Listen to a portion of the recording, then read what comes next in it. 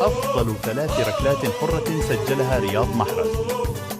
الهدف الأول ضد نادي تشيلسي.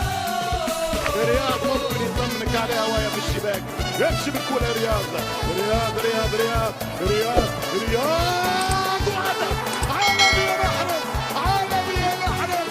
الهدف الثاني ضد نادي باريس سان جيرمان وأمام أنظار أفضل نجوم كرة القدم.